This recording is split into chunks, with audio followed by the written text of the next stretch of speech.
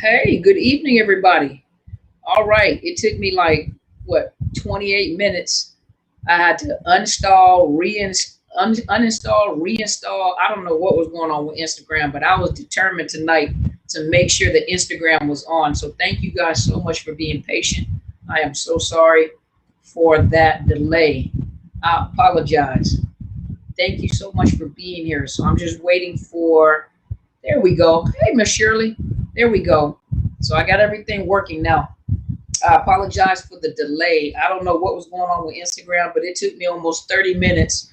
I had to reinstall it in my phone. It wouldn't connect. The camera wouldn't turn on.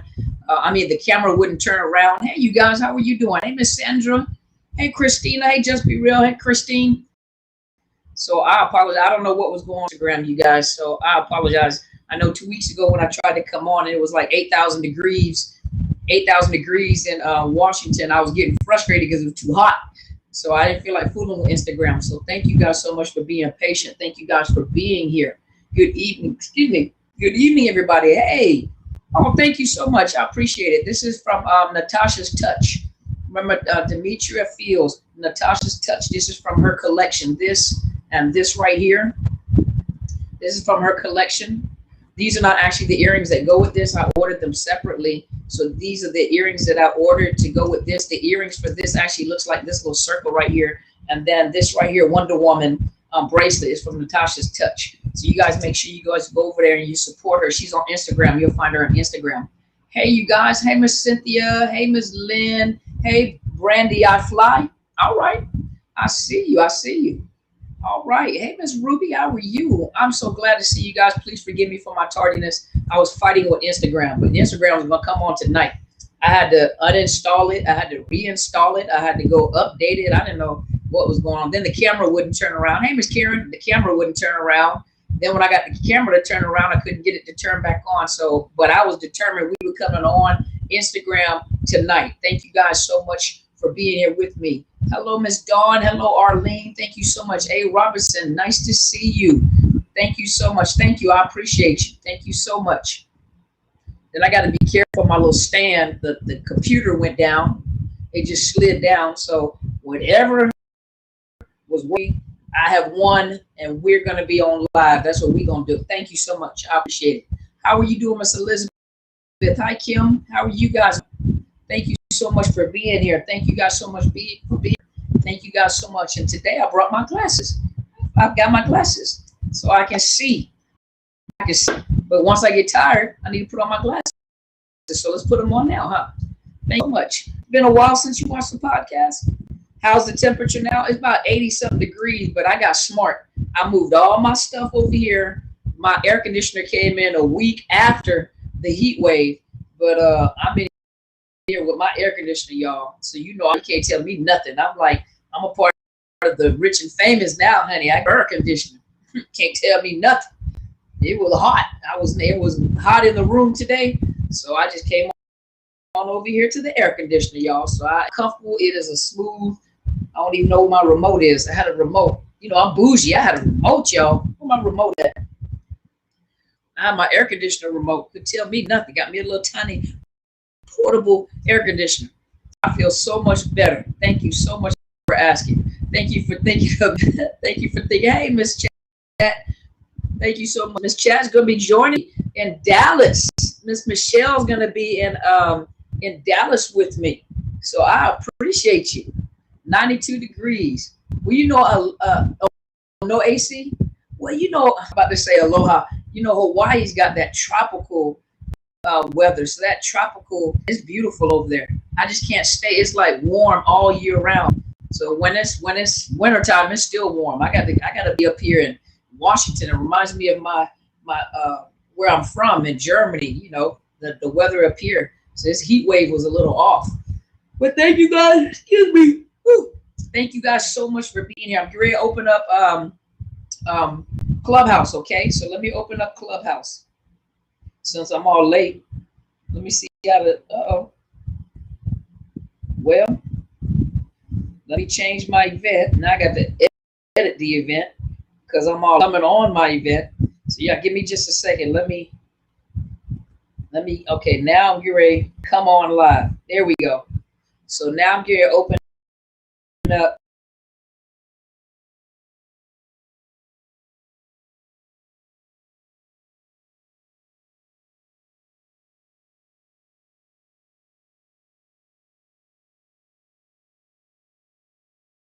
some connection stuff going on right now, but so there might be some glitches in between. I apologize, okay? I apologize, all right? Thank you guys so much for being here. I appreciate you guys being here. Are you guys on, Just Be Real, is Clubhouse okay? Because it says I got a poor connection. So hopefully Clubhouse is okay. I'm good? Okay, thank you. I appreciate you guys. First of all, allow me to introduce myself as we're waiting for more people. Clubhouse, mine is probably freezing up too because it keeps going in and out. I don't know if everybody is on tonight. I don't know what, or maybe because I got the air conditioner on. I got super bougie to turn on all this electricity, air conditioner over here, so it keeps going in and out on here. But we're gonna not worry about it. We're gonna stay connected. That's what we're gonna do. Okay. So much for being here. So. First of all, allow me to introduce myself to those of you that are new to my channel. I appreciate you guys being here. Arlene's going to be with me online, so I appreciate it. A lot of you guys are going to be with me. But my name is Dr. Carmen Bryant. I am a licensed mental health counselor in the state of Washington. For those of you that are new here on my Facebook and Instagram and Twitter, and thank you so much. And I am also a certified clinical trauma professional.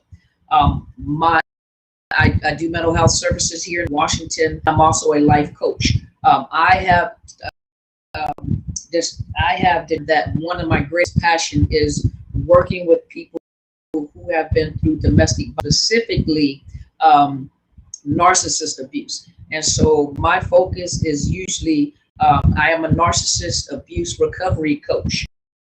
A narcissist coach, and I like to provide a lot of education.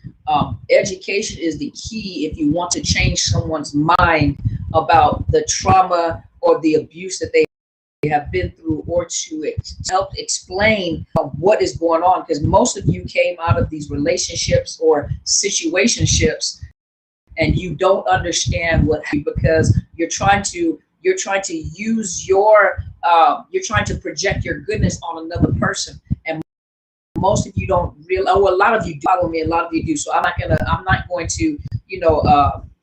to insult your intelligence, because a lot of you do understand what you've gotten out of, and a lot of you don't understand what you've gotten out of, because most people will try to make narcissists like they're normal people. They look like normal people. They sound like normal people. Chronologically, they're a specific age, but internally, when it comes to their issues and their behaviors, they are what we would call arrested development. Wherever in life they have been traumatized, and narcissistic personality disorders starts to develop at a very young age. And when it begins to develop at a very young age, this is that time, that detrimental time where the personality is developing in a child. And for the DSM, the statistical model, that one, DSM-5, which is the diagnostic, and if I said it right, the Diagnostic and Statistical Manual for Mental Health Disorders. Sometimes I can't recall the whole name of the book, but this is what we use to do diagnosis. And in there, it talks about personality disorders. Those of you that are in graduate school, those of you that have studied it, when it comes, a lot of people say, I took some psychology classes. Just taking some psychology break down abnormal psychology, nor does it break down the part in the graduate school where it breaks down assessment and diagnosis. And one thing that you will learn is that at one point in time, there used to be 5 axes. And on each axis, on the top axis, be mood disorders, anxiety disorders, depressive disorders, maybe autistic disorders. But then on axis 2, it used to be personality disorder. Now all of it is on one line. We can keep going on, but axis personality disorders. And one thing that you learn is that you cannot change personality disorders. Those are strong characteristics, personality that is my mic is muted. I think the connection. Hold on, let me just turn the microphone off, okay? Hold on.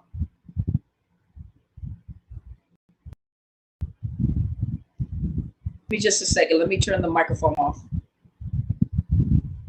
Miss Kim or Letitia, you're still there. Hold on. Let me turn off my microphone, okay? Just a second. Let me turn the microphone off. I apologize. Miss Christine, can you go back and tell me whether or not you can hear now? Because it says that I'm just having some connection, so I don't know what's going on. Hopefully you guys can hear me okay. Hold on a minute.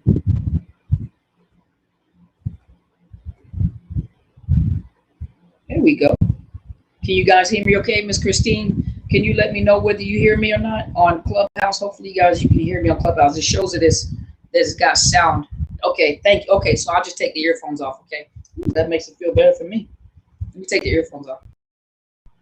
Okay, great. Thank you so much. I appreciate it. And my apology, Clubhouse. I thought you guys could hear me. I didn't know I was having a whole conversation. You could hear me. Hello, everyone. Thank you so much for joining me. But as I was saying, and just to let you guys know, what I'm going to do is I have Clubhouse guests. So if any of you guys like to join me over at Clubhouse, what I'll do is I'm going to talk about the topic tonight. And then when I'm done talking, I'm maybe like 10 minutes, I'll let people on Instagram and Facebook and YouTube ask me questions. And then when the questions are over, I give about 10 minutes for questions. Then what I'll do is I'll come over to Clubhouse and speak to the guests over on Clubhouse specifically for them. So you guys give me a minute, okay? But what I was saying was it's going to lead me into the topic. It's going to lead me to the topic. Well, most people don't understand that when you're dealing with, at one point in time, it used to be access to personality disorder. But when you're dealing with a personality disorder, number one, those are very ingrained, characteristics, and they don't change. And they get stronger with time. So usually, according to the DSM, we do not diagnose narcissistic personality disorder until the age of about 19 years old. That's when we actually diagnose narcissistic personality disorder. And what ends up happening is with time, that personality disorder, actually, it gets worse. I am not a researcher. Researchers are still studying this phenomenon. And I do believe in my heart that because I've seen it.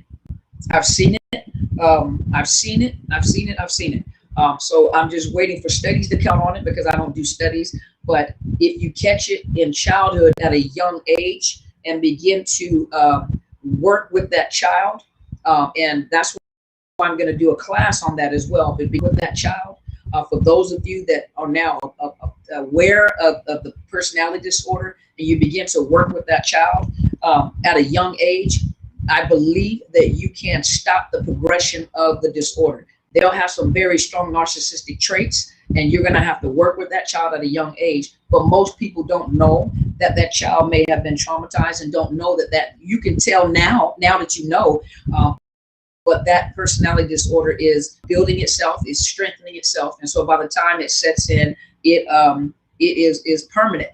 It does not change. So the that I chose tonight was the fact that those of you that have come out of homes with narcissistic parents, or a lot of you weren't raised by your parents. Some of you were raised by your grandmother. Some of you were raised by other caregivers, foster care, whatever. Some of you yourself have been traumatized. That does not necessarily mean that you have the disorder, and a lot of you have some very strong narcissistic traits. You get very strong narcissistic traits. You have to remember that when you have parents in the home, parents, even yourself, and then your parents, caregivers they set a foundation for you. They set a foundation for the child. Whatever the child sees in the home, a lot of things they absorb. Children, they're sponges. They absorb everything, and it's a learned behavior. And so when they have they learn certain behaviors. I'll give you a prime example. If you have a narcissistic mother that's very seductive, everything that she does and everything that she says is always about seductions. You got to use what you got. Y'all remember the song? You got to use what you got to get what you want. Okay, that's a very bad teach. Use what you got to get what you want. A lot of women have been taught in childhood, use your femininity, use your sexuality, so anytime, a lot of times you see a lot of women that out of habit, You know, it doesn't mean that they are a narcissist, but sometimes women have been trained that way or watch their mother do that in the home, or the women around them do that. So very seductive to get their needs met. And so a lot of times people that come out of homes or even relationships have used seduction.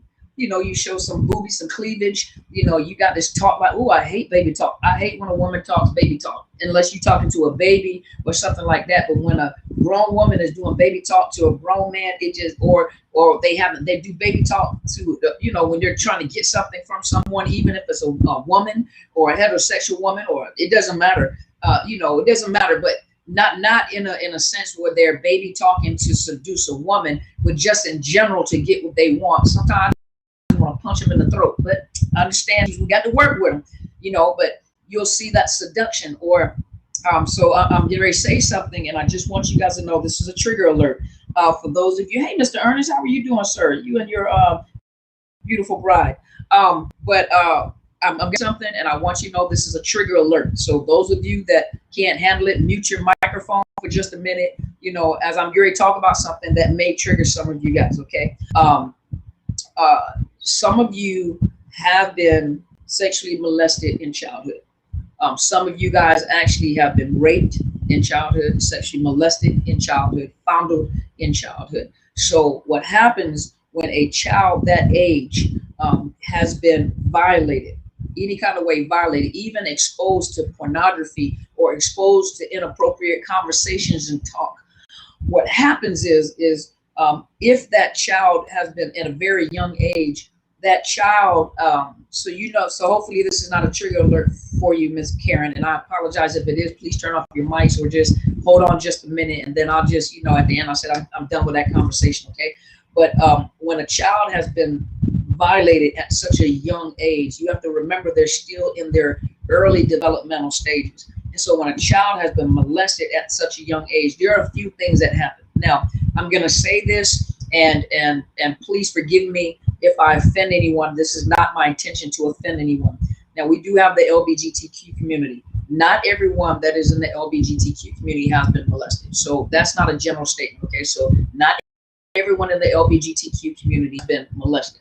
A lot of the ones that have been molested, that I've had the pleasure and the honor of speaking to in counseling, the ones that have been molested have said that they were turned off completely by the opposite sex because of what happened to them. They were violated, and it was scary. They didn't understand it, and they thought for safety reasons, for protection, you know, because that abuser may have caused them to be afraid, made them feel guilty, like you shouldn't have looked this way. You wanted it just as much as I wanted it, and they have molested these young girls or guys as well. And so they are totally just appalled by the opposite sex, and they want nothing to do with the opposite sex. Likewise, those that have been molested by the same sex. I have spoken to men who have been molested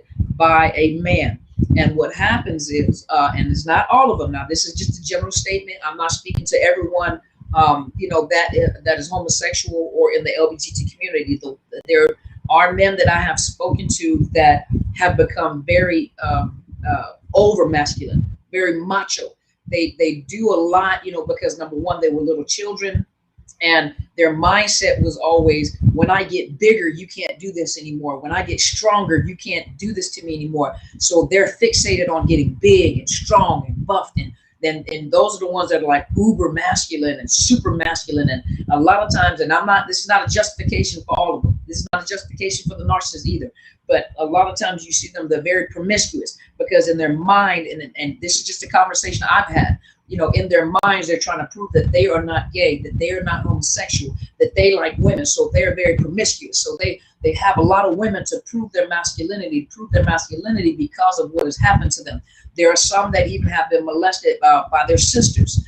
And they love women, but at the same time, they abuse women because it was always, you know, when they had that, the sexual experience was always a reminder of what happened to them in young childhood. So these are learned behaviors, right? So hopefully the trigger alert, you know, where You know, where Kevin Gates, okay. I think he said it too. Didn't he? I have to go back and listen to his video. I think he said something about that as well. But having laid that foundation, now you have, you know, children that are growing up with the wrong perspective about people, about relationships, how to have relationships. A lot of women that I've spoke to think that if a man does something nice for me, I have to. They have been taught that I have to. Kevin Gates actually is a rapper, you know, so she didn't say, who was that? Forgive me, is a she? She didn't say anything negative. So yeah. So in this situation with Kevin Gates, it was not nothing negative. So when they come on and say something negative, I like to cut that off, you know, or personal people that they know personally. I don't like to put personal business. I'm not political. I don't like political statements and stuff. But like someone that has talked about it, like Kevin Gates, you know, that's fine. That's no problem. Thank you so much, just for real. But the point is that, you know, you have children that are growing up and they have the wrong perspective about relationships. And so there are a lot of people that I have met where the women believe that if a man does anything nice for me, I have to sleep with them because I have to show him my gratitude. I owe him that because that's what they were taught. I owe him that. Or the way, you know, in order for me to get a man, I have to sleep with that man to hold on to that man because he may go away. So I have to use my sex to try to keep that man. Now, listen, one thing that I've learned from my mentor, the power of sex is in the woman. And if you don't believe it, just get naked in front of a man. Now, I'll tell you how to do it. That's a hypothetical situation. Get naked in front of a man. The man gonna have sex with you. That doesn't mean he's gonna have a relationship with you. But the relationship, the choice, choosing part, that's man. The power of sex is in the woman. The power of choice is in the man. And you go yourself on a man. I mean, not every man's gonna fall for the sex, but I mean, if you know, show some cleavage and you all seductive and stuff like that, you're gonna he'll have sex with you. Now, a mature man, a man that has value and respects you, he's not gonna fall for that. May even say something to you to hurt your little feelings, but the power of choice is in the man. He'll choose who he wants to be with.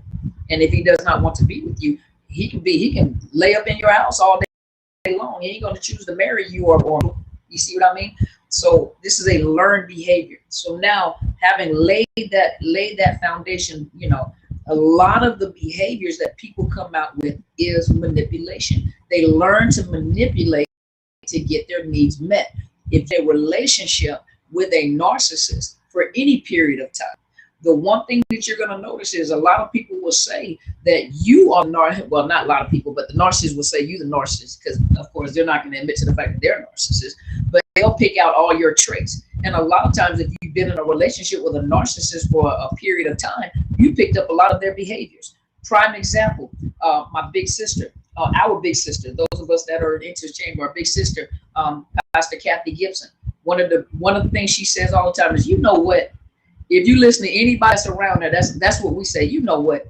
It's just a habit. I say it so much that my daughter started saying it. You know what? So I always say, you know what? You know, or foot. She always says foot. You know, now all of us walk around talking about what foot. What foot. So if you're around a person enough, you know, if you like the lingo that they use, 9 times out of 10, you're gonna start saying it too. You know. So think about it for a minute. You're in a relationship with a narcissist. And so thank you so much, Amy, for being here. You know, if you're in a relationship with a narcissist, you're going to pick up some of their bad habits. If you come from a family that have narcissists or narcissists in the family, there's some learned behavior that you have. You have learned to manipulate to get your needs met. A lot of women have learned to manipulate to get their needs met because this is what they've learned. They've learned this even within the relationship with the narcissist. Prime example is this. You guys know you know the cycle of narcissistic relationship. It's the idealization, the devaluation, the discard, the hoover, and then start rinse and cycle again.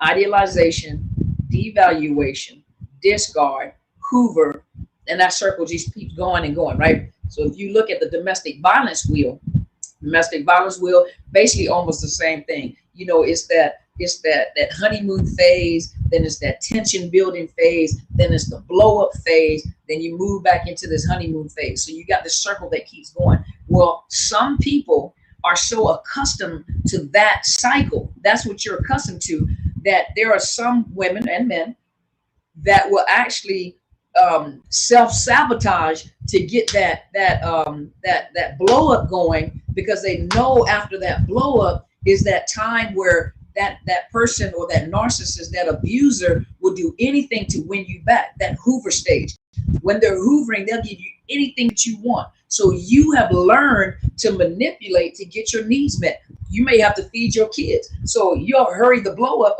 so that you can get, excuse me y'all, but you'll hurry the blow up so that you can get food, get clothes, get money, use the car, go out somewhere, get gifts, get a new car, get a new house, get some clothes, get a fur coat, whatever it is. You have learned to manipulate. Let me just go ahead and sabotage so I can get them to blow up, so we can hurry up and get to the honeymoon phase so I can manipulate. Or some of you have learned to manipulate to get your needs met, so you know how to stroke that ego.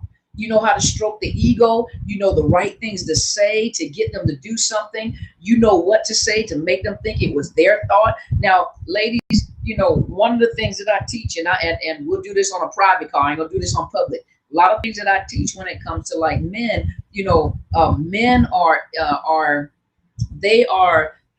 turned on by what they see. So they're attracted by what they see, not, men that are mature. They see something, they're attracted to it. That doesn't necessarily mean that they're going to gravitate to it. They'll look at the character. So these are mature men. These are not dysfunctional narcissistic men, but they'll see something that they like, so ladies, you can't just meet somebody and you get married to them and all of a sudden you walking around with your moo-moo and fuzzy, nasty house shoes and drawers all the way up to your neck. Whatever it took to get him, you better keep on doing it. That's why those of you that are getting to a narcissistic relationship, whatever you've done, dropped it like it's hot, or sat it down like it's lukewarm, or whatever you did, swung off the chandeliers, you better have that same energy throughout your whole relationship. And some of y'all know you ain't dropping nothing like it's hot. You sitting it down like it's lukewarm or cool or something like that. You ain't got the energy to swing off no chandelier. Your big old self will tear a hole in the top of that. And I'm a big girl too. Go ahead and put a pole in the middle of your bedroom if you want to. Go ahead and tear a hole in the top of your ceiling. That's you, boo boo. Now, if that's what you like, now we love it. That's you. But if I find out, I'm gonna get a good laugh. I'm gonna laugh at you. I'm gonna call you up and text you and laugh at you. A whole bunch of laughing emojis, just like y'all doing. But what I'm saying is that a lot of you, and then to ladies, somebody just said keep it classy. I'm gonna tell you this, ladies, you have too much value to try to seduce a man. And sometimes what happens is you're so accustomed to this, that's all you know. Put on tight clothes, make sure your cleavage, you don't want, we see what you done ate yesterday. Your intestines showing over your belt. You don't even have a muffin top anymore. That's your intestines. You about to throw up. Your pants so tight, you about to puke, and we looking at you like, and then you get mad because we looking at you like, them clothes too tight. We can see, you got cottage cheese button, we can see it all. Brothers, y'all too trying to wear that old tight muscle shirt. You got a muffin top. You don't even have a six-pack no more. You got a keg. You need to stop. But sometimes that's how you grew up, and that's what you knew. And being in a relationship with a narcissist, or coming from a home with narcissists, all you do is manipulate. Now I'm saying you do. Somebody got mad at me and I had to block them. They were like, quit saying y'all and all of y'all. You know what? This is my channel, so shut up. Anyway, all y'all, you need to use this language. All y'all. That's why you got blocked. But what I'm saying is, because sometimes it be us, but you can't heal from something if you're not honest with what you're doing. So some people, listen, some people are so manipulative to a point, and it's a habit. You don't even think about it. You do it out of habit. You manipulate. So if you don't get what you want, then you get mad, or then you dog a person out, or you're so accustomed to that narcissist. When they want something from you, they'll dog you out. They'll call you names. They'll take something from you. They'll just make you feel less than. And so a lot of times people will pick that up. Survivors will pick that up. And if you don't get something that you want from a person, you'll dog them out until you get them to change their mind, because that's what the narcissist used to do with you. And then on top of that, not only that, if you don't get something like, I've had people inbox me all the time, and I'm gonna tell y'all this. I don't even know who the person was. I don't even know if they're on here or not, but it was so funny to me. And what they said was they inboxed me and said, now this is classic manipulation. What they said was that you'll have more viewers, you know, if you would go ahead. I think you have more viewers if you would go ahead and interview people. Like if you would interview me or interview, they were talking about themselves. They wanted to come on my channel. And if you interview me, and you know, and I can tell my stories, and you can start bringing people on so they can start telling their stories. But they wanted me to bring them on so they can tell their stories. First of all, y'all, I listen to stories all day long. That's my job. So I know a lot of times people want to tell their stories, but think about it for a minute. From the time that I step in my office until the time I go home, and a lot of times respond to you guys or email back, I'm listening to people's stories all day long. And it gets to a point, and I know everybody's situation is unique.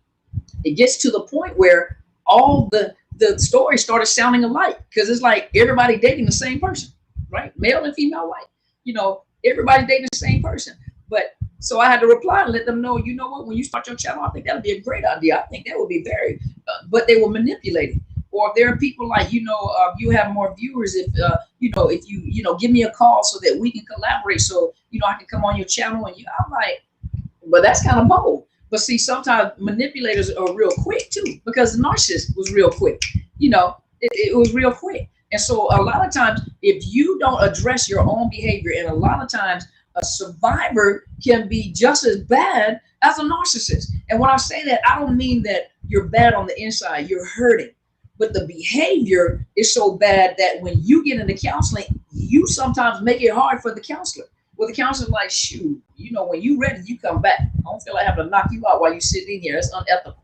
You know, but sometimes the survivor is so broken and they're so accustomed to manipulating and trying to get their needs met that they come in like that. They come in very aggressive. They come in very manipulative. And then on top of that, if you like, they have to learn, just like the narcissist, they know that you're probably going to say no. So, you know, they come manipulating anyway. And in your mind, you're thinking, just ask the question. You don't have to manipulate to try to get something that you want. Just ask, you know, and I might give it to you. And if I say no, it's my choice to say no. So they'll come in any kind of way to get what they want from you or try to take what they want from you. And you're thinking like, oh my gosh, are you serious? You know, and that's the same way a lot of times that survivors are. If you tell them no, they'll try to figure out a way to do it anyway. If you won't be their friend, because in counseling, we can't be friends like that. You know, so if you say no, they'll try to find a way to make you be their friend. Well, if you got to make somebody be your friend, then you don't need to be their friend. But a lot of times a no or constructive criticism. I think half of us, I've been called a narcissist all the time. I got strong narcissistic traits because of the fact that I came, you know, my history, there we go.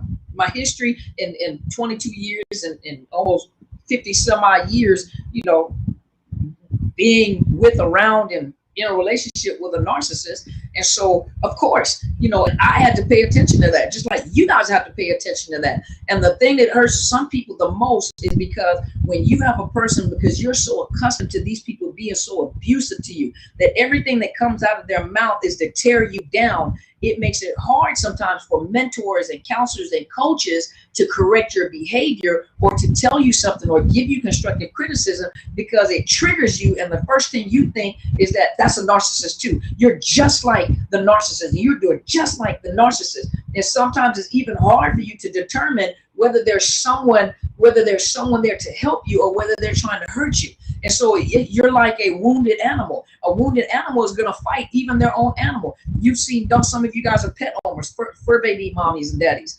And, you know, and you have a dog that you've had for a very, very long time, and that animal gets hurt. And out of all time, you've never imagined your dog or whatever animal that you have would ever turn on you. That if they turn on you like that, you know that they must be in some excruciating pain. And that's the same way with people. And when you are in excruciating pain, it's almost like you become animalistic, where you fight everybody. So and you're on fight, flight, or freeze, where you're fighting everybody. And a lot of times people that want to help you and they tell you about your behavior, or they tell you how to act, or they're telling you how you conduct yourself. Some of you guys got pride.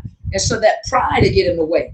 And, you know, you want to be better than, it's not that you want to be better than everybody else, but you do the same thing the narcissist does. You put up this facade of how relevant and important, how beautiful you are, because guess what? Then it tore you down so much.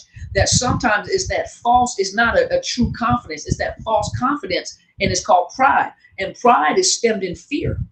And so, and a lot of you fight so much that you even fight to help. And then sometimes you get into a relationship, and this may be like a platonic relationship with someone or a mentorship relationship with someone. And when you are in a platonic or a mentorship relationship with someone, you don't have boundaries. So you cross boundaries. And when that mentor puts you back in your place, you're angry and you're hurt because you hurt me. Of course you were hurt. You were corrected. You were corrected over your poor behavior. But if you listen to that mentor, and if you trust that mentor, there's going to be a lot of times that you're going to be hurt, and it's going to trigger you to a point where you get triggered so much that you think that person is really out to hurt you.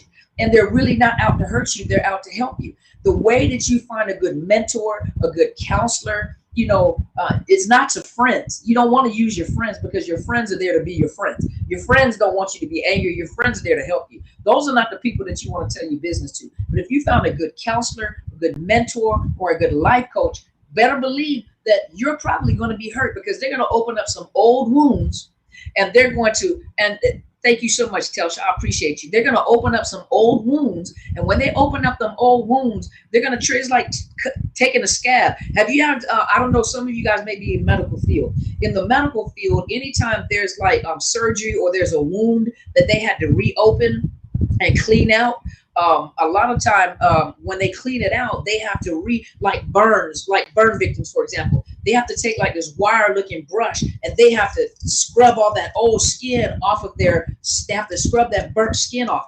Do you know how, I can only imagine. I want to say, because I've never had it happen before. Can you imagine how painful that they're already 2, 3rd, 4th degree burns, and they have to take like this wire thing to scrape all that skin off of them in order to get the new skin to grow back. So imagine how painful that is. Or imagine, like I tell people in counseling, when you come into counseling, most people come in, I really like you. You're really awesome. I said, listen, let's be realistic. I'm gonna be realistic with you. You're going to love me in the beginning. But once I start hitting them tender spots, when I start hitting them sore spots, when I start pressing and meddling in your life, and you are triggered and you get angry at me, you're going to be angry at me. You're going to hate me. Sometimes you may not want to come back. Then you come back. Then you're glad you came back. Then you're mad again because I'm meddling. I'm all in your business. But that's what happens when it comes to surgery. It's the least invasive to the most invasive. That's the same thing that happens when you are in a situation where you're coming out and you are a victim or a survivor of domestic violence or narcissist abuse. You go to a person that you trust, or someone that has proven themselves over time, where you know that they're not a narcissist. You know that they may have narcissistic traits, but all of us do, but you know that they are out for your good. If you've been hanging with me for over almost 3 years now, so 19, 20, 21, 2.5, almost 2.5, almost 3 years now, you should know my character by now. Now, I may just be on screen, I might just be on camera, but after this many years, you should pick up whether or not I'm a narcissist or not. I know I'm not a narcissist, but at the same time, you should be able to pick up whether I'm a narcissist or not. And so if you trust me, then you would trust me. If you do coaching with me, I'm very straightforward, and I go straight for the jugular. There's no how we gonna laugh and joke and stuff. No, we'll laugh and joke after the fact, but I'm going straight for the jugular. I'm gonna tell it like it is. I'm gonna talk to you about the situation, and then I'm gonna address you as a person, because they're not going to change, but you can change. They're never gonna change. But the beautiful thing about you is that you have the capacity to change. It doesn't matter whether you're manipulative. It doesn't matter whether you have narcissistic traits. But those of you that do not have the cluster B disorder called narcissistic personality disorder, the thing that makes you more unique than the narcissist is the fact that you have the capacity to change. Meaning that when someone gives you constructive criticism and works with you long enough, you have the capacity to think about it and begin to change and be aware of your behavior and how you're manipulating. Everybody's not out to kill you. Everybody's not out to get you. And a lot of people, it's almost like you're living your life and you're constantly living in anxiety. Everybody does. Everybody. It gets to a point where you're almost paranoid. So it's really, really, really good to connect with a person that has proven themselves, connect with a person that's going to hit it right in the head. It's going to go to the, in mental health and in the medical field is symptom management. Med providers provide you with medication to manage your symptoms. When you go to counseling, they teach you coping skills to cope with whatever you're dealing with. But I'm the type of therapist, I believe in hitting it in the root. We got to get rid of the problem. We can do a lot of symptoms management, and I'll give you tools to work with you, for symptom management when you're having flashbacks, when you're this, but we need to get to the root. We need to pull up those roots. Thank you so much, Kimberly. I appreciate it. But we got to pull up them roots, because if we never pull up them roots, then weeds going to keep, you can spray as much weed kill as you want to, the weeds keep growing, right? But it's a painful process for people that have been abused like this. And not everybody understands. Stop telling everybody your story. Stop telling everybody. Sometimes you just want to talk. And yes, it is a relief, but you got to make sure that it's almost like you can't do surgery everywhere. In order to do surgery, you got to go into what is it called? Not a sanitized area. You have to go into, those in the medical field, what is it called? When you go into the operating room is not just sanitized. It's something else. It's called something else. Y'all give me the word for it. But you can't just do surgery anywhere. You can't just do surgery at the house with an old fork and a knife. You can't just do surgery out in the dirt somewhere. It's infection control. Sterile. Thank you. You can't just do. You are in a sterile environment, and so you have to find a coach, a mentor, a therapist. Thank you. A therapist is going to take you in a sterile environment. And that hour or that 45 minutes that you are with that therapist or with that coach, that is a sterile environment, because they're going in to do some deep surgery. And they, in counseling, the one thing that we learn the art is the master of arts. MA is master of arts, and some of the master of science. It's a science. There's an art behind it. And they teach you how to open people up. So that's something that you learn in school. You have to learn. Excuse me, you guys. I don't want to pull my wig off on air. Y'all, this be the most watched video in any time that I've ever made a video. If I snatch his wig off my head, so I apologize. The hair is being pulled, so we don't want to snatch it all off. So I apologize. But you got that whole hour with that individual, and in the master's program, you have the right instructors. What they do is they teach you how to open people up. You open people up so that you can go through the corridors of their life. And it's like you're going into the corridors of their life and all the trauma. That's why a lot of times therapists are re-traumatized, or they're vicariously traumatized. Telsha, I already know you laughing. I can just hear you. I can hear your laughter. But you're going through the corridors of their life. That's why a lot of therapists are traumatized and on medication too, because they're being vicariously traumatized by what they're hearing and what they're having to dealing with that. So you got to make sure that they open you up. You got to make sure that they close you back up. And not all therapists know how to close you back up. So you got to go. Thank you. You got to go to a person, and it's not one size fits all. So when you guys are shopping for a therapist, ask them questions. You have the right to ask us questions to make sure that we are a fit for you, just like we determine whether we are a fit for you or you are a fit for us. And so you may determine that I'm a fit for you, and I may determine you are not a fit for me. And I'm very meticulous at the clientele that I pick, believe it or not. And most therapists need to be more meticulous about the clientele that they choose. We are, we should be very meticulous. You have to be meticulous at who you choose, and we're meticulous at who we choose. Sometimes when I get emails, I already can tell by the email I'm not going to do business with you, and I won't respond either. I can tell by the way that the questions are asked or how they handle me on email. I already know how you're going to handle me when I have to deal with your problems, and how aggressive some people are. And so you have the right to ask questions of the therapist. You ask them, how long have you been doing this? What do you, what is your certification process?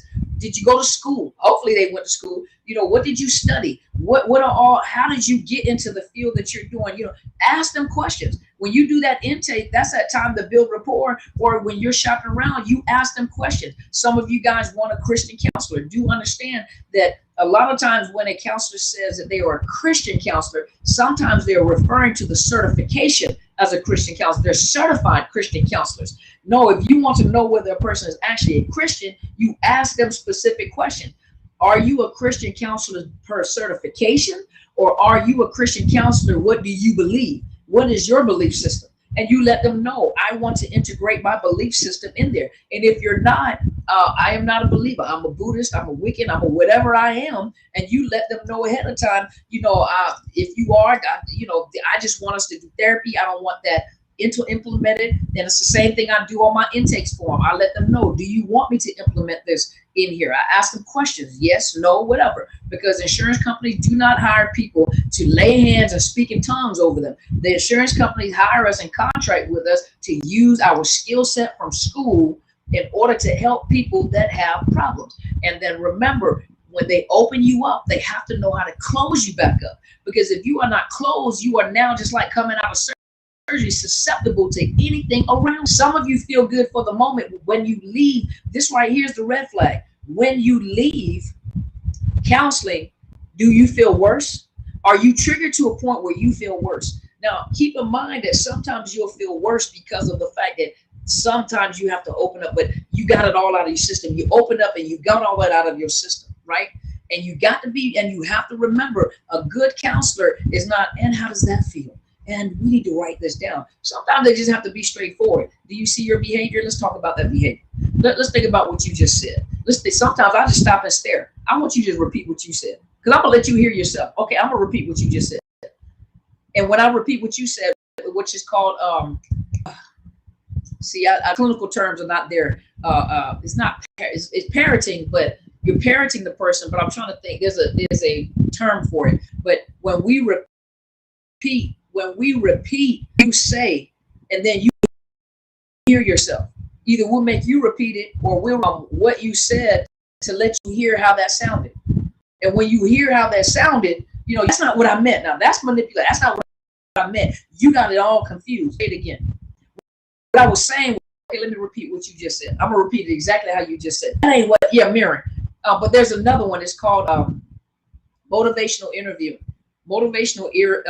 Interviewing, where you are repeating what they're saying, and then you're asking open-ended questions and repeating what the person is. And when a person is hearing what they're saying, a lot of times now a manipulative person will argue, that's not what I meant. Well, that's what you said. What did you mean? And they'll say something else, and you turn right back around and say exactly what they say. Well, you're getting it confused. That's a manipulative person, because they don't like to face the fact. That's a person that doesn't like to take accountability. And sometimes they're not narcissists. Sometimes they're survivors themselves. And sometimes a survivor can look just like a narcissist. I'm telling you guys.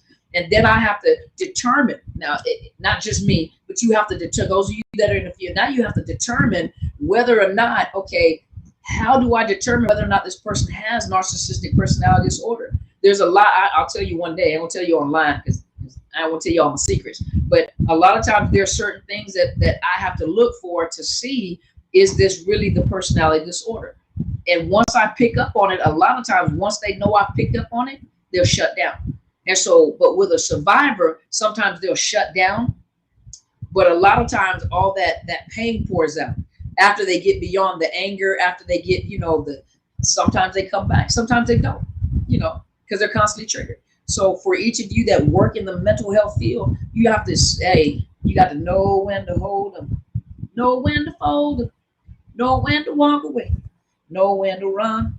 I don't know the rest of the song. But you have to know sometimes that if they walk away, let them go. If they walk away and come back, let them come back. If they are destructive in your counseling session, let them go, refer them to someone else. So those of you that are in the helping field. But I appreciate you guys. So I'm gonna open it up for about 10 minutes. You guys talk to me, ask me some questions. Now y'all got them long stories. I'm not gonna read them long stories. Ask me a question. Hey Violet, how are you? But you got a question, ask me a question. Remember, everybody got a story, and I understand everybody got a story. But you got to remember, I don't have forever to read the comments, and the comments are too small. So talk to me for a minute and ask me some questions. Clubhouse, I'll be there in just a minute. Just give me 1 minute. I'm just going to get some questions over here on this side from YouTube and Facebook. and Twitter, and then I'll be right over here to Clubhouse. If you guys give me just a minute, okay? But let me look here. Okay, but you guys give me some questions. What do I think about EMDR? I don't do EMDR. I would like to get certified in the EMDR. EMDR is about $3,000–4,000 for a therapist to go do the training. But I think EMDR is very good. A friend of mine who used to work with me, she did EMDR and biofeedback, and very successful and helpful for a lot of people that have like PTSD. It helps with that anxiety. The anxiety and the PTSD symptoms. So EMDR is very good. You've got, I think, 8 to 12 sessions. There's not a lot of conversation, so that's a good thing. But EMDR is really good. Biofeedback, really good to teach your brain how to calm itself down. So it's very good for those that have like PTSD symptoms, that have a lot of anxiety that you're dealing with, and a lot of fear, or that fight, flight, and freeze. Okay. Unable to cry anymore. How do I fix this? Go to counseling. Got to get counseling. Let me see. How do I deal with cognitive dissonance? I got some videos on there, but you might want to get into counseling or get you a coach. Get a good coach that understands cognitive dissonance. Can a borderline be a narcissist? Yes. Those people that have borderline personality disorders, not all of them. Because remember, it's the cluster B personality disorders. And those that are in the cluster B personality disorders have been traumatized. And so not everybody gets NPD, not everybody gets borderline, and not everybody gets psychopath, sociopath, which is known as antisocial personality disorder, or histrionic personality disorder. But if you read statistics and research, a lot of people, there's a high percentage of those people that have borderline personality disorder that also have narcissistic personality disorder. And then also those people that have narcissistic personality disorder, there's a high percentage of those people that have a borderline personality disorder. And if you look at the symptoms of borderline, NPD, or sociopath, psychopath, they're all that, or histrionic, they're all in that cluster together. So they're all clustered together. So all those symptoms bleed over into other disorders within the cluster B. And sometimes, you know, just because they have one disorder doesn't mean they don't have the other one. So sometimes they do have multiple, what people call the malignant narcissist. When you hear someone say malignant narcissist, all narcissists are malignant. If you look at the term malignant, but when they're referring to a malignant narcissist, they're referring to a person that has, thank you so much, that has narcissistic personality disorder and antisocial personality disorder, formerly known as psychopath or sociopath. And so when you say malignant narcissist, you're talking about a true malignant narcissist is one that also has antisocial personality disorder. Very dangerous individuals, very dangerous individuals. A psychologist told me that I should get medication to help with my stress. I told her the person who is triggering my stress is the one who should be medicated, not me. But if your stress levels are high, you might need something while you're going through counseling to help you up, to help you out. Let's see. Do narcissists ghost you? Yes. No closure? Yes. Then spread your past of being an addict to the new female? Yes. There you go. There go your answer. Is Munchausen syndrome a type of narcissist disorder? No. But a person that has it can also have narcissistic personality disorder. But it's not a cluster B personality disorder. Can I move from my state to another state even though I have custody hearing coming up? Can I relocate? You need to talk to your lawyer about that. I cannot give you legal advice. I'm sorry. I'm new to this. Sorry, still trying to figure out what type of narcissist he is. Feeling are still fresh. I have, I think, over 500 videos, Amy. If you go on the videos, I promise you, as you start watching, if you put them on just autoplay and just start from like the earliest one, don't hate me because I was trying to feel myself. I was trying to get to know, like, should I laugh? Should I be professional? So some of them were a little boring, but informative. So if you just run through the videos, it would also, you know, give you some more information and you'll be able to pinpoint it. You'll be able to most likely pinpoint it. You are welcome, Miss Amy. Let's see. All righty. Well, the comments are slowing down. I mean, the questions are slowing down. The questions are slowing down. Well, for those of you Well, thank you so much. Beautiful contradiction. You are so welcome. I can't pronounce that other one. Suanai Lee. Suanai Lee. Did I say that right? So for those of you, thank you so much, Arlene. I appreciate that. Ask your question. You got to ask it because like the questions are going really fast. There you go. Thank you so much, Michelle. Thank you for trusting me. Thank you so much, Nina. 5 minutes. Okay. Thank you so much.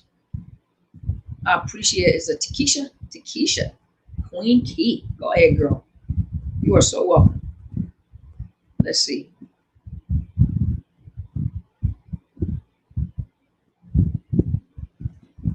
All right. I tried.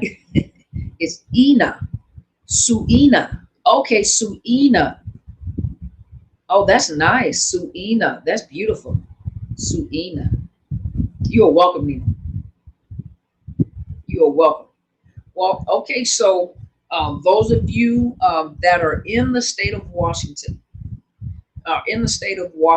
thank you so much.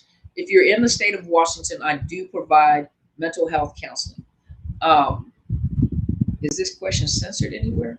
I don't know what you're talking about, but all right.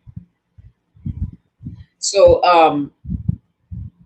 when you're in freeze mode, what is the quickest way to snap out of it? You got to go to counseling, talk to a counselor about that. There's a whole nother video right there. There's a whole nother video. Plus that will be a paid video. Will narcissists have any kind of resentment about anything they have done? No. No, they won't. No, because it's your fault. They don't take ownership of anything. It's your fault that they did it in the first place. So they don't take ownership of anything. What kind of narcissist that is kind, charming, and passive aggressive doesn't bring up what he did for me? Is that covert? That's any of them. That's any of them. That's the nature of the narcissist. You're welcome. But those of you that are in the state of Washington, I do provide counseling. I cannot provide counseling to anyone outside the state of Washington. I'm licensed in the state of Washington, so I cannot provide counseling outside the state of Washington. So if you're in the state of Washington, you can contact me at drcarmenbryant@outlook.com, and I will provide you, I will find out what insurance you have in order to provide you with counseling if I have availability. Those of you that are interested in coaching, coaching I can do outside the state of Washington. Life coaching does not include mental health counseling. I do not provide you any kind of mental health diagnosis. I do not provide you with any type of resources because, well, I don't talk about med management. I don't talk about any mental health issues. I'm only going to talk about where you are at in coaching, where you're at and where you're trying to go. And then most people usually want to get more education about what is going on with that narcissism, what's going on with you. So if you want coaching, you're welcome to contact me as well, drcarmenbryant.com, and I will provide you with rates of my services. They're not free. So when you email me, ask me a question, usually you will get an email back with some quotes of my rates, because I don't just answer emails and then give you answers. I mean, that's kind of unfair. You know, you don't work, you don't eat. You know, so yes, you don't work, you don't eat. And I think I had some people tell me, shame on me for charging for people to go to that conference. I want you to go to work, and I want you to, shame on you for accepting a paycheck. You should know better. You should go over there and do it, because that's something you should be doing to help the people that you're going to work for. So if you're in the medical field, if you're wherever you're working, I shame on you for taking a check. Shame on you. So don't shame on me for nothing, because I don't accept that. You know, I'm gonna keep it real, y'all. I'm just keep it real. But for those of you that want coaching, drcarmenbryant@outlook.com, and I will provide you with my rates for coaching. Those of you know that I have a conference coming up on July 31st. Those of you that would like to come, VIP is now closed, but if you go to my Facebook page and Instagram, it shows you you still can come, general admissions. You're still welcome to come. There's still availability for you to come, and I have a lot of people that are online as well. It's going to be from 8 a.m. Central Time, which is Texas time, 8 a.m. to 6 p.m., which is 6 a.m. to 4 p.m. West Coast time, and 9 a.m. to 7 p.m. East Coast time.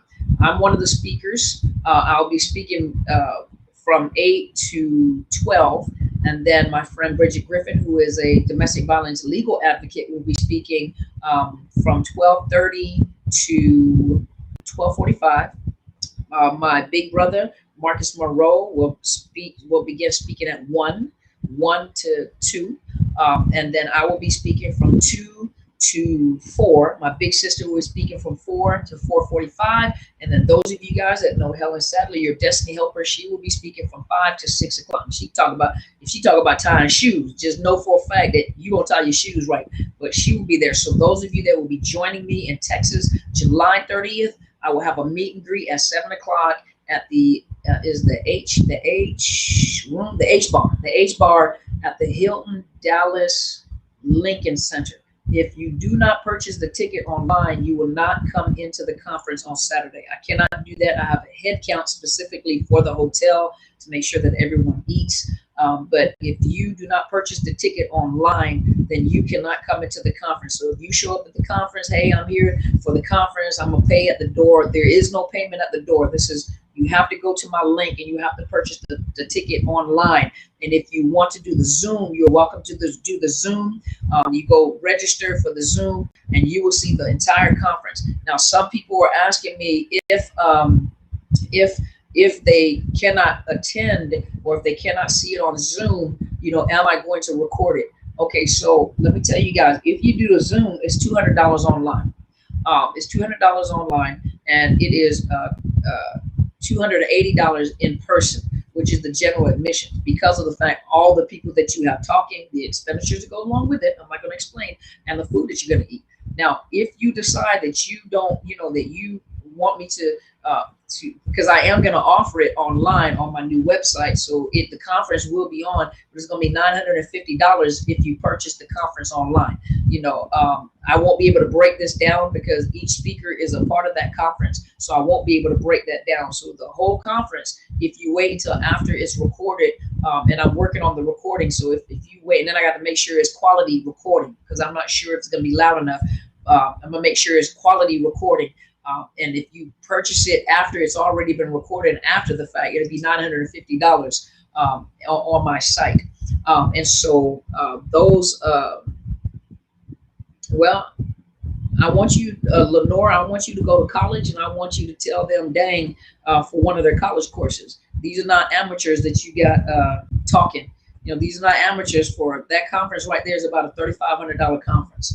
And so that's actually cheap, especially online. So usually people get upset because of the fact that you can't afford it. And that's understandable. I understand that. So it's not for you at this particular time. So you got to know your value, ladies and gentlemen. Those of you that are counselors and coaches, you got to know your value, and don't let anybody ever make you feel bad about your value. Know your value and know your experiences and know your education. Now, I could tell you guys to pay me $96,000, and $96,000, I'll call you up every day and talk to you. You're going to pay for my degree, but you can't pay for my experience, right? Can't pay for my experience and everything in order to get this information to you. So those of you that want to attend, you are more than welcome. Just go to my community tab, go to my Facebook page, go to my Instagram, and you can, thank you, Telsha. I knew I'd get an amen corn over there, but you can go and the link is there for you to register. Thank you so much, Ms. Danielle. I appreciate it. Ms. Danielle has been on a speaking engagement here when she came up here for a speaking engagement. And Telsha too. Matter of fact, she was here with me and Telsha and Marcus Monroe were all on the same platform together. So it's worth your money. Trust me, it's worth your money. Some of the things that I'm going to be talking about that day, I'm going to be talking about, a lot of times you wonder how narcissists are created, right? And a lot of you wonder how and why do you keep getting in the relationship that you're getting into? And some of you guys are parents. So we're going to talk about parenting styles. And so some of you guys come from specific type of parenting style. And then some of you unconsciously have specific type of parenting styles. Well, you ended up having a specific type of attachment style. So you are a magnet for a specific type of people because you have a certain type of attachment style. So even you as a parent are creating a specific type of attachment style for your children. Then for those of you that have already registered, we're going to be talking about the 5 love languages, and we're going to talk about the 5 senses. And then after that, we're going to be talking about specific type of manipulators, how and why they manipulate a certain way. Not all manipulators are narcissists, but now you'll be more aware of the type of manipulation that goes on. And even if you are a manipulator, you have to be aware. You have to be aware of you as a manipulator. But this is what we're going to be talking about. And so those of you that are interested, just go to my YouTube community tab, go to Facebook, and go to my Overcoming Narcissist Abuse Facebook or Instagram, and all the information is there. If you want to see the flyer for the event, if you go to my Instagram, you'll see the flyer, and it's got the flyer of all the speakers. Those of you that are VIP do know that we were able to get a stretch Hummer. So you guys will be escorted to a stretch Hummer over to the Oceanaire so that you guys can enjoy fine dining. And the dress for that evening is business casual. So you got to look nice. I see you, just be real. But you got to dress nice. And so those of you that are VIP, we get to enjoy each other's company. We're going to be in a stretch Hummer. You guys are going to be treated like the kings and queens that you are. And we're going to be escorting you over. And I have an awesome team that's going to be with me that day. And so hopefully I get to meet a lot of you guys that Friday night before the conference over at the H Bar at 7 o'clock. And those of you that are registered for the conference, whether it's VIP or general admissions, I get to meet you guys. Make sure you're there at 7:45 so you can pick up your badges when you get there. And we're going to have some gifts courtesy Telsha with the T on MPD and relationship. She is honoring the guests, even though she's not able to be there. Courtesy Miss Telsha and Miss Kelly Ham, who are providing gifts to the guests that are going to be there. And it's amazing gifts, and I appreciate them wholeheartedly. So I'm getting ready to go and switch over to Clubhouse. Those of you that need counseling, if you're in Washington, contact me. If you're outside of Washington, go to betterhelp.com/Dr. Carmen, and they will give you a 10% discount. And remember, I told you guys how to vet the counselors and ask questions, okay? To find a counselor. They're phenomenal. I work with them all the time. They have some excellent counselors that understand trauma. They understand what you're going through. Ask questions. And if you're having financial issues, let them know. They may provide you with a grant. A grant doesn't mean that you get the counseling for free. You just get it at a nominal fee, and they may give it to you for a little less expensive. But the price that they charge for the services that are rendered are way less than what I charge as a counselor. Way, way less than what I charge as a counselor. And so I appreciate you guys. I thank you so much for coming on this evening and letting me just talk. I really enjoyed you guys. And then I don't feel as grumpy because I'm not itchy and sweaty because I'm actually bougie. I get to sit in a little tiny air conditioned room. So I feel all refreshed. I didn't bring my little water in here and spray a little water in your face. But we're going to be bougie. We're going to be bougie. We're going to be bougie. And I'm going to sit in front of this air conditioner. Even when it's cold outside, I'm going to just turn it on just because I got one. Woo, that's a blessing. But thank you guys so much for being here. So I'm going to switch over to Clubhouse, you guys, so I can talk to my Clubhouse guests for a few minutes. I appreciate you guys. You guys have a wonderful, wonderful evening. You guys go be great. I love you guys. Thank you so much, Miss Telsha, for what you're doing for my guests. Thank you so much. Just Be Real is going to be out there with me. Miss Kelly Ham is going to be out there with me. Miss Chat is going to be out there with me. So I get to meet Miss Michelle and her family. She's bringing out, I don't know if it's your son or your brother. I'm not sure that's coming out there, Miss Chat. Is that your son or is that your brother that's going to be out there? Miss Danielle is going to be out there with me. She's flying out. I have Miss Tiara Carpenter. My oldest daughter is going to be out there. My youngest is not going to come because she's on vacation, but my oldest daughter is going to be out there to assist. She's going to be in and out because she has business to take care of. So you guys get to meet my twin that's out there. But I am so grateful for your support. Thank you so much for you guys, and I will talk to you guys later. I'm about to call you Chat House. Clubhouse, I'm coming. Let me just turn off all the other medias. I'll be right there. Thank you guys so much and have a beautiful evening, and I love you guys. Bye-bye.